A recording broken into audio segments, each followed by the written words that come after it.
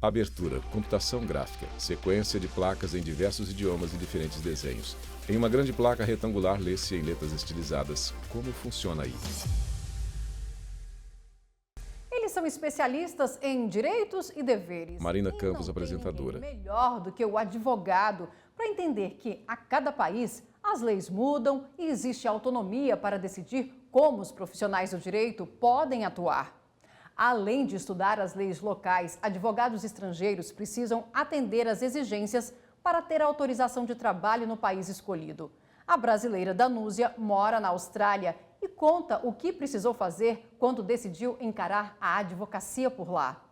Animação de globo terrestre que gira, partindo do Brasil até chegar em Sydney, Austrália. Baía de Sydney, uma ponte cruza a enseada. À esquerda da imagem, a cidade de prédios altos. À direita, vegetação. Edifício da Ópera de Sydney em frente à água do mar, com seu formato de conchas sobrepostas. Danúzia Pontes, advogada. Eu sou de São Paulo, moro aqui em Sydney, New South Wales, no estado de New South Wales, desde 2001, e eu vim para cá com o intuito de aprender inglês. Pessoas aborígenes em vestes tradicionais cantam e tocam instrumentos em praça.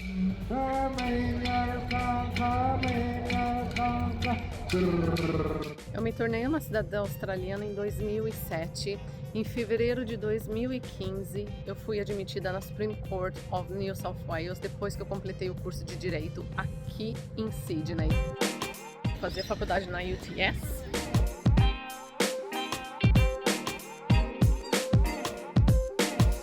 O meu sonho pelo direito começou quando eu comecei na defensoria, que eu fui contratada para trabalhar na área de marketing.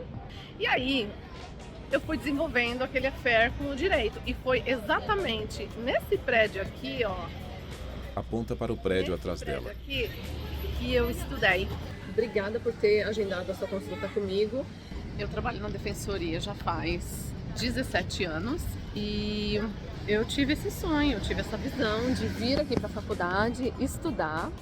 Eu não era formada no Brasil, não tenho formação de direito no Brasil, formei em publicidade e propaganda, mas com o trabalho da defensoria eu vi como apaixonante nós podermos ajudar as pessoas que não têm, né, as habilidades que nós temos como advogados. Em essência, o caminho da validação do direito aqui na Austrália, ele é muito parecido, porque vocês ainda assim, né, o advogado brasileiro ainda assim tem que fazer faculdade aqui na Austrália. Não vai fazer todas as matérias, mas vai fazer as matérias principais, que são relacionadas a Common Law, que é o nosso sistema jurídico, ou no curso do Legal Professional Admission Board, que é um curso um pouco mais barato, mas ele é um curso também bem puxado, mas é um curso excelente. Eu fiz o curso que chama Juris Doctor, que é um mestrado em direito para as pessoas que já fizeram, né, um bacharelado. Ou seja, se você tem um bacharelado, você não precisa fazer outro bacharelado aqui na Austrália, tá? Você pode sim se matricular. Aqui, ó, Faculty of Law, Faculdade de Direito. E você pode fazer esse curso. Uma vez que você termina o Juris Doctor, ou que você termina o bacharelado, você faz um outro curso que chama Graduate Diploma in Legal Practice. Ele tem duração de 6 meses. Você tem que fazer 4 meses de estágio, pode ser pago, pode ser não pago, geralmente é não pago. Depois disso, você pode ser juramentado na Supreme Court of New South Wales, para então assinar o Roll of Solicitors e se tornar um advogado praticante aqui no país. Na China, advogados estrangeiros não podem atuar em processos que questionam as leis chinesas, mas podem fornecer consultoria sobre leis internacionais. A Índia abriu espaço para a atuação de advogados estrangeiros no país há apenas 2 anos, mas a permissão só é válida para casos não litigiosos e que envolvam questões jurídicas internacionais, questões de propriedade intelectual, elaboração de contratos, além da arbitragem internacional. Para começar a atuar, advogados e escritórios de advocacia estrangeiros devem se registrar no Conselho da Ordem da Índia e os registros têm validade de 5 anos. Vinheta, como funciona aí? E para falar sobre esse assunto, convidamos o professor de Direito Internacional e Comparado, Tiago Sorrentino. Professor, seja bem-vindo ao Como Funciona Aí.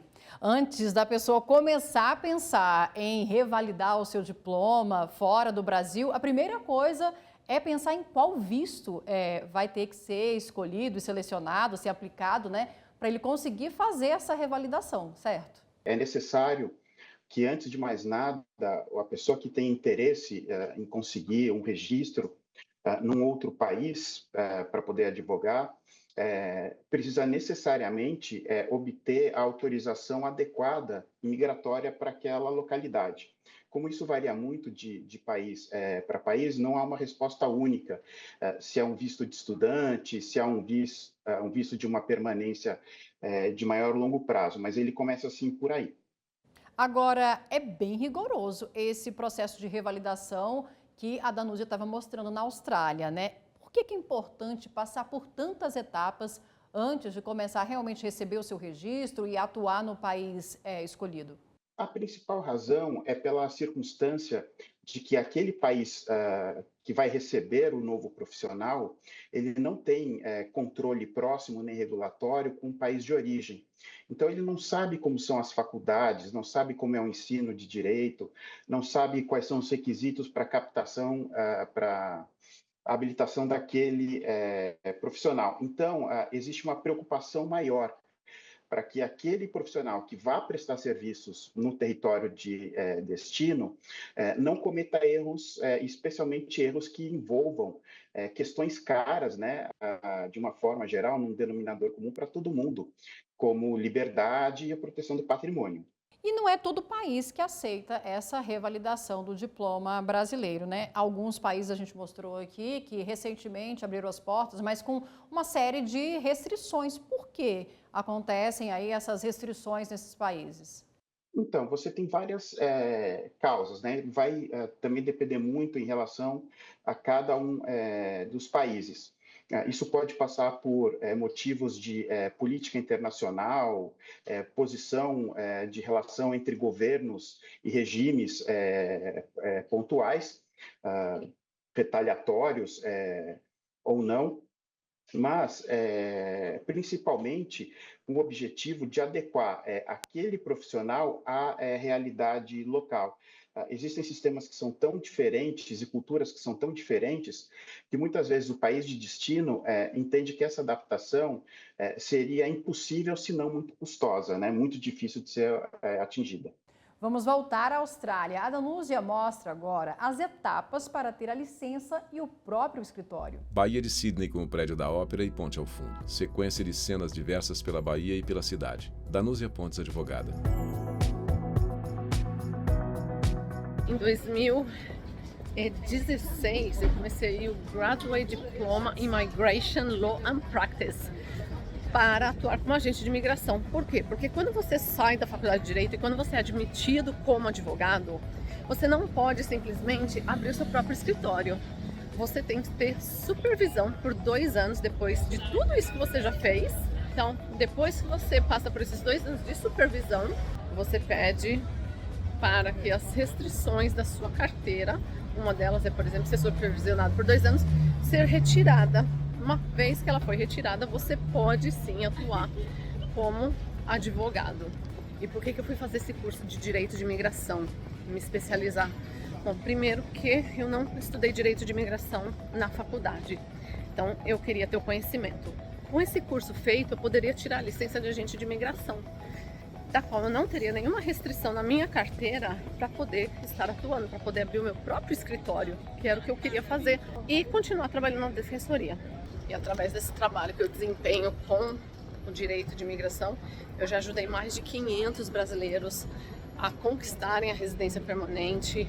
Como que você está se sentindo aqui nessa cerimônia? I'm very nervous, muito nervosa. Por quê? Porque a minha cerimônia, finalmente, vou poder votar, poder ter meu passaporte. Olha um aspecto legal de você poder ser advogado aqui na Austrália, né? Ou se você não quer ser advogado, se tornar um agente de imigração. Tá vendo esse barco aqui? Imagina quantos passageiros não precisaram de um serviço de agente de imigração para poder estar aqui, ó, nesse porto. Quem é advogado no Brasil e não quer praticar as leis locais, as leis australianas, mas você quer manter um escritório aqui em New South Wales, por exemplo, atuando com direito brasileiro, você não precisa, obviamente, ir para a faculdade aqui, mas você precisa pedir autorização para o Law Society of New South Wales, que o Law Society of New South Wales é o equivalente da OAB aí do Brasil. Uma pergunta muito corriqueira que eu tenho é: vocês precisam fazer a prova da OAB aí? Algo equivalente? Não, a gente não precisa, justamente por esse curso que a gente faz em seguida do Juris Doctor ou do Bachelor, justamente pelo tempo de estágio que a gente faz. Então a gente não precisa fazer prova, mas a gente precisa passar por todo esse processo, que não deixa de ser um processo árduo também, mas não existe prova na OAB. Cada estado tem a sua própria OAB, né, que é o Law Society. Gostaria de agradecer imensamente o convite da TV Justiça. Vinheta Como Funciona Aí. Professor, a gente viu a Danúzia falando que não tem prova da ordem, mas o advogado brasileiro que atua no exterior, que tem o seu registro na OAB brasileira, né, essa ordem brasileira, ele está sujeito às regras da OAB? Sim, sim. Tiago Sorrentino, professor de Direito Internacional e Comparado. O profissional pretende atuar ou praticar um ato privativo de advogado, seja ele um ato consultivo ou um ato de representação perante um tribunal, perante uma corte de justiça, eles têm que se submeter, sim, à regulamentação legal, e dentro dessa regulamentação legal, a OAB tem uma competência bastante larga, tem um leque muito grande, que vai desde do acreditamento, do reconhecimento, né, dos requisitos para aquela pessoa se tornar advogado, como o seu controle ético. E o Brasil tem uma série de acordos, né, de equivalência para a atuação de advogados em outros países, inclusive nos países do Mercosul. Como que isso funciona? Então, o Brasil, de fato, tem diversos acordos, né, diversos tratados assinados que facilitam um pouco mais esse trâmite. O trâmite se torna um pouco mais amigável, mas não é automático, não é algo que garanta, né, ao cidadão brasileiro inscrito nos quadros da Ordem dos Advogados do Brasil acesso imediato ao mercado internacional, e você tem que passar por controles, revalidações, certificações. A diferença é que é um pouco mais agradável, né? Não é tão rugoso esse processo, mas de forma alguma é fácil. E os advogados estrangeiros que podem atuar no Brasil, mesmo sem acordo de equivalência? Se o estrangeiro deseja praticar direito internacional no Brasil, ele vai precisar se inscrever na Ordem dos Advogados do Brasil. Existe um provimento, né, da OAB que regulamenta. Ele vai precisar fazer esse registro e atender, então, os requisitos de idoneidade, controle da própria certificação no país de origem. Agora, ele não pode praticar o direito brasileiro, ele não pode exercer um ato privativo de advogado em relação ao direito brasileiro. Para isso, ele teria que se submeter ao processo aqui nacional, como qualquer outro postulante, qualquer outro estudante de direito. Agora, ainda que não exista acordo de equivalência do Brasil e o outro país, o advogado pode ainda assim pedir, vamos dizer assim, registro, tentar atuar nos tribunais desse país, ou só pode atuar no país em que o Brasil fez acordo de equivalência? Não, ele pode, ele precisa verificar, né, o país de destino, qual é o regramento, se esse país abre ou não essa possibilidade para que estrangeiros atuem, e verificar, então, qual é o requisito e qual é o escopo de atuação. Vamos fazer agora um breve intervalo e a gente volta já já. Vinheta, estamos apresentando Como Funciona Aí.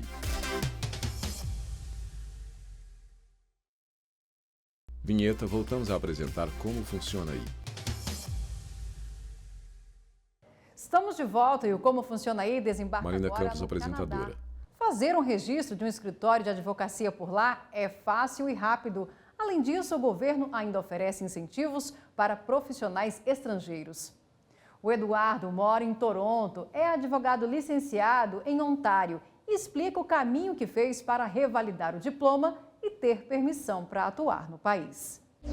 Animação de globo terrestre que gira partindo do Brasil até chegar a Toronto, Canadá. Bandeira canadense tremula. Torre alta e cilíndrica em meio à cidade próxima à Bahia, à esquerda da tela. Fachada de edifício histórico com grande portal semicircular. Eduardo Oliveira, advogado. Eu sou Eduardo Oliveira, eu sou advogado e empreendedor aqui no Canadá, na província de Ontário, e hoje eu vou falar um pouquinho para vocês da minha história e da minha trajetória como advogado aqui no Canadá.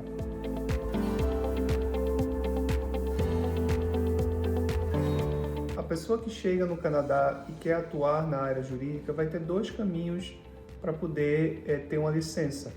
Ou essa pessoa vai fazer um Juris Doctor, que é o caminho tradicional, ou essa pessoa vai ter um diploma no estrangeiro e vai fazer um mestrado e poder fazer essa revalidação.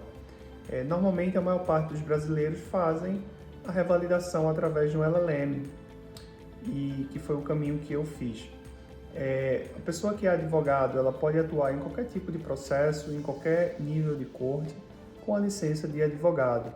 Aqui, no Canadá, em Ontário especificamente, existe a figura do paralegal também, que é um curso de college de 1 ou 2 anos, e com o curso de paralegal, a pessoa pode atuar como um advogado de pequenas causas, por exemplo. Não é exatamente essa a definição, mas o paralegal ele representa o cliente, ele faz tudo que um advogado pode fazer, mas só para casos específicos em determinados tipos de corte.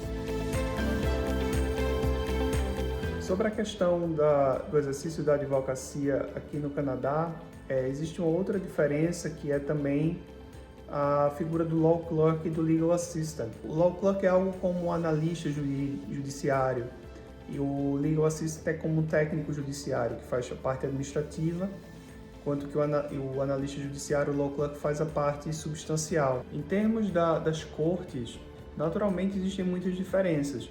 Aqui no Canadá existe um sistema do Common Law, ao contrário do Brasil, que é um sistema do Civil Law. O sistema do Common Law é o sistema britânico, então aqui tudo é menos baseado no código, na legislação, e o Case Law, os casos, eles têm uma importância muito grande, porque o precedente das cortes superiores ele é vinculante. No Brasil, a Lei 8.906 de 94, que dispõe sobre o Estatuto da Advocacia e a Ordem dos Advogados do Brasil, prevê: o estrangeiro ou brasileiro, quando não graduado em Direito no Brasil, deve fazer prova do título de graduação obtido em instituição estrangeira, devidamente revalidado, além de atender outros requisitos previstos neste artigo. Vinheta, como funciona aí? Voltamos a falar sobre esse assunto com o professor de Direito Internacional e Comparado, Tiago Sorrentino.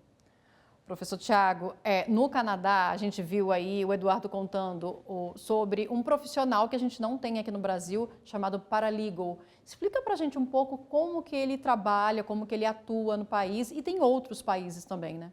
Sim, a figura do paralegal, ela é bastante difundida em parte do mundo, porque ela visa atender uma necessidade técnica de um profissional que tenha aprendido a executar determinados atos, mas não necessariamente assuma total domínio e responsabilidade sobre aquela área. Então, muitas vezes, você tem áreas relativas à pesquisa, relativas a exame de questões formais, e nesses lugares, né, nessas unidades soberanas, se entendeu que isso deveria ser regulamentado e deveria haver um lugar especial para esse profissional, que nós não temos no Brasil. Tem outros profissionais também, né, no Canadá, além do paralegal, que não é um advogado licenciado, né? Sim, na verdade, você, quando utiliza as expressões, né, o law clerk, você se refere mais àquele assessor, né, aquela pessoa que trabalha na estrutura do judiciário. Mas isso também pode existir na atuação de entidades privadas, em que você tem, por exemplo, um apoio muito grande para atividades investigativas, para colheita de dados, análise empírica. Voltando um pouco sobre aquela questão da equivalência, como que ficaram os registros dos advogados que tinham licença em Portugal depois que a ordem portuguesa não renovou o acordo de atuação no país? Então, em relação específica a Portugal, o que acabou acontecendo? Foi preservado a segurança jurídica, né? Aqueles que já estavam atuando, já tinham essa permissão, puderam mantê-la, né? Se tivessem cumprido todos os requisitos. Então, ninguém foi pego de surpresa, não houve uma alteração, uma inflexão abrupta, mas a partir do momento da mudança da alteração, novos postulantes teriam, então, que seguir esse caminho mais denso, mais difícil, para obter acesso ao mercado jurídico português. Mas hoje os advogados brasileiros podem atuar em Portugal? Como que ficou essa situação? Eles podem atuar contanto que eles obtenham as autorizações e as revalidações específicas. Em relação ao acordo que havia com Portugal, para advogados brasileiros, advogados inscritos perante a Ordem dos Advogados do Brasil, o acesso ao mercado português era muito mais simples, muito menos rigoroso. Vamos voltar para o Canadá. O Eduardo faz um alerta e dá dicas para os colegas de profissão que pretendem atuar no país. Área verde com grama e árvores. Cidade de Toronto ao fundo, com seus prédios altos e torre cilíndrica característica. Sequência de cenas de diversos monumentos pela cidade, modernos e históricos. Eduardo Oliveira, advogado. Especificamente, você pode operar através de um business number ou através de uma corporação. Operando com um business number seria como você usar o seu CPF para fazer negócio, com o seu próprio nome. Então, você não tem uma entidade jurídica, uma pessoa jurídica separada, que seria o caso da corporação. Existem várias vantagens em ter uma corporação, como, por exemplo, você separar a sua pessoa física da pessoa jurídica, em termos de qualquer tipo de problema que a corporação venha a ter. Isso não vai afetar a sua pessoa física. Por outro lado, você operar com business number é algo mais simples, porque você requer menos sofisticação, requer menos burocracia e também não precisa, você vai gastar menos com contador, etc. Aqui no Canadá as coisas são mais simples. Para você ter um business number, você vai gastar 5 minutos para criar tudo online de forma muito fácil. É a mesma coisa com o HST. O HST é um imposto de vendas. E isso também é um processo simplificado, é um processo que é feito para a pessoa comum conseguir fazer sem que ela tenha a orientação de nenhum tipo de profissional, seja um advogado ou um contador. Existe a Ordem dos Advogados, sim, mas ela é provincial, ela não é federal. Em vários segmentos aqui no Canadá, tudo é mais voltado à atuação provincial. Então, existe a Law Society of Ontario, que regula os advogados, é uma autorregulação, assim como no Brasil. Agradeço muito ao convite de estar aqui no programa Como Funciona Aí. Vinheta, como funciona aí? Professor Tiago, queria saber se mudam as regras, se a atuação do advogado for remota. Por exemplo, ele está aqui no Brasil, mas pode atuar no Canadá, na Austrália ou em outro país. Todo país vai exigir que um profissional... Tiago Sorrentino, professor de Direito Internacional e Comparado. Doméstico ao próprio direito, passe pelos canais, seja de revalidação, seja de aprovação, enfim, eles sempre vão aplicar a prerrogativa de fazer o controle não só da capacidade técnica, mas também deontológico, né, de ética daquele profissional. Então, o lugar que ele está, a rigor, não vai alterar essa regra, né, esse tipo de competência. Agora, evidentemente, se um advogado está numa outra jurisdição, está num outro estado soberano, fica mais difícil para aquele estado de destino realizar algum tipo de controle. Mas essa é uma dificuldade empírica, prática. Do ponto de vista legal, todas as entidades soberanas vão reter a competência e vão fazer questão de exercer essa competência se alguém estiver falando sobre o direito local. Doutor Tiago, muito obrigada pelas explicações aqui no nosso programa. E a gente fica por aqui, preparando a nossa próxima viagem. Siga a gente nas nossas redes sociais. É só digitar @Rádio e TV Justiça que você encontra o nosso conteúdo lá. Até a próxima. Créditos finais. Direção Diogo Ramos. Produção Lívia Faria. Apresentação e edição de texto Marina Campos. Cabelo e maquiagem Kelly Raridade. Assistência de estúdio Emerson Oliveira, Joel Ribeiro e Sávio William. Operação de TP Ricardo da Costa. Iluminação Ítalo Cândido. Operação de áudio Anderson Oliveira. Operação de sistemas Orlando Filho. Edição de pós-produção Paulo Mendonça. Videografismo Leonardo Veloso. Núcleo de programação Rosa Vazem. Núcleo técnico Fábio Guedes. Núcleo de produção de programas Flávia Soledade. Gerência de serviços e infraestrutura Célio Ramos. Gerência de gestão de conteúdo Viviane Anag. Coordenadoria de gestão da TV e Rádio Justiça Denilson Morales. Secretaria de Comunicação Social Mariana Oliveira.